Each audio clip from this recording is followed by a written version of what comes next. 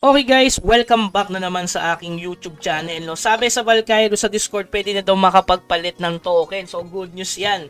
Kasi magkano ba ang token ngayon ng Valkyros guys? 0.3036 na lang. Bumaba pa yung token.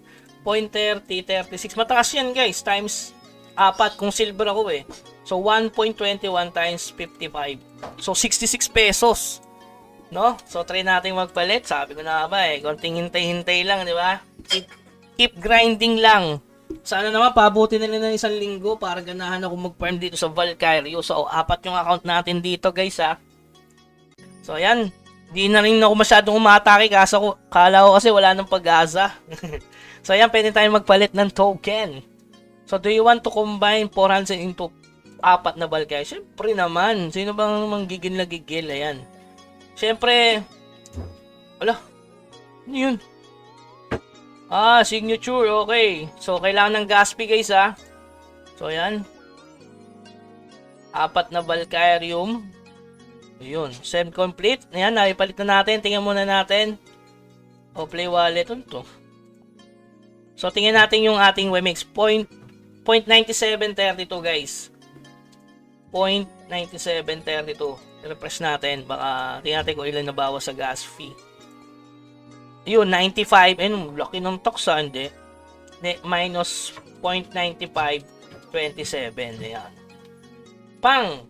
Yan lang yung pamasahe, guys. Magkano WMX ngayon? 110? 2.2 lang, 2 piso. Ayan, naging $5 na, guys, So, ngayon, i-convert na natin. I-swap na rin agad natin. Pwedeng WMX token na lang, guys, sa WMX, may asset, ayan. Pwedeng sa WMX dollar na lang para naka-ano siya. Nakatawag doon. Naka-fix. Kasi kapag WMX, baka bumaba pa yung WMX. Pero ang taas ng presyo ng WMX ngayon, no? So may gas fee pa naman ako. So pwede nating ipalit muna dito, no? So ayan. Stop na natin. Wala nang intro.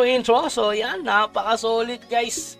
So, 4 yung WMX natin na Valkyrios. So, solid yan. 56 pesos per account. So, 4, 200. Paldo. Di mo paldo. Tingnan natin kung na-swap na. Yun. So, meron na tayong $3 sa ating wallet sa WMX. Tapos, 1. Yan, may $5. Ay, may 0.9808 tayo. So, pag nilipat nyo sa WMX, syempre, meron ulit 2 piso na gas fee. Yan, nakita nyo. Kanina 0.95, di ba? 0.95 yan something. Release natin ng 0.9272. So, lahat ng transaction, guys, meron laging 2 piso na transaction. Okay? So, yun lamang, guys. Good news yan. Lalo na yung mga naglaro ng Valkyros, pwede na kayong mag-cash out ng token. Kasi, pwedeng bumaba agad yan. So, laro lang kayo. Makipag-battle kayo. Siyempre, every talo dyan, meron kayong makikinita na 10 Zen token. So, everyday 4 na token lang yung sa akin kasi Silver Division lang yung inabot ko. Doon nakapaglaro nung nakarang season, no? So, pwede ka magpatalo dyan, guys. Okay, so yun lamang, guys. Good news yan. Hanggang sa muli. Paalam.